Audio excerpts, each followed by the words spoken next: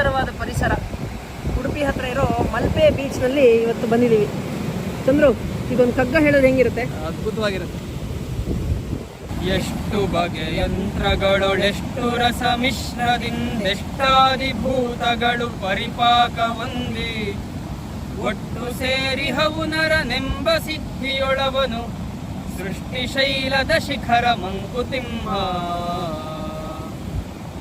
ಈ ಜಗತ್ತಿನಲ್ಲಿ ಈ ಪ್ರಾಣಿಗಳ ಸೃಷ್ಟಿಯ ಕ್ರಮವನ್ನು ಹೀಗೆ ವಿಶ್ಲೇಷಣೆ ಮಾಡ್ತಾ, ಈ ಪ್ರಾಣಿಗಳ ದೇಹ ಇದೆಯಲ್ಲ, ಅದು ಈ ಪಂಚಭೂತಗಳಿಂದ ಮಾಡಿದೆ ಅಂತ ಗುಂಡಪ್ಪನವರಲ್ಲಿ ಹೇಳ್ತಾರೆ. ಈ ಪಂಚಭೂತಗಳ ಒಂದು ಯಂತ್ರಗಳ ಸಮೂಹ ನಮ್ಮ ದೇಹ ಅಂತ ಹೇಳ್ತಾರೆ. ನಮ್ಮ ದೇಹ ಈ ಬದುಕೋಕ್ಕೋಸ್ಕರ, ಬಾಳೋಕ್ಕೋಸ್ಕರ, ಅಥವಾ ದೇಹದ ಸೃಷ್ಟಿಯಾದರೂ ಕೂಡ ಆಗೋದು ಹೇಗೆ? ಒಂದು ಕೆಮಿಕಲ್ ರಿಯಾಕ್ಷನ್. ಅಂದರೆ ಈ ರಸಗಳು ಎಲ್ಲ ಒಟ್ಟಿಗೆ ಸೇರಿ ಒಂದು ಕೆಮಿಕಲ್ ರಿಯಾಕ್ಷನ್ ಆಗಿ ಅದರಿಂದ ನಮ್ಮ ದೇಹ ಬದುಕತ್ತೆ, ಬಾಳತ್ತೆ ಅಂತ ಹೇಳ್ತಾರೆ. ಈ ರೀತಿ ಸೃಷ್ಟಿಯಾದ ಪ್ರಾಣಿಗಳ ಒಂದು ಯಂತ್ರಗಳ ಸಮೂಹದಲ್ಲಿ ಅತ್ಯಂತ ಉನ್ನತ ಸ್ಥಾನವನ್ನು ಪಡೆದಿರೋದು ನರ ಅಂತ, ಮನುಷ್ಯ ಅಂತ.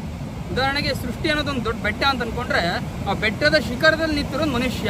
ಅಂದರೆ ಇಂತಹ ಒಂದು ದೊಡ್ಡ ಒಂದು ಉನ್ನತ ಸ್ಥಾನವನ್ನು ಮನುಷ್ಯ ಹೊಂದಿದ್ದಾನೆ ಅಂತ ಹೇಳ್ತಾರೆ.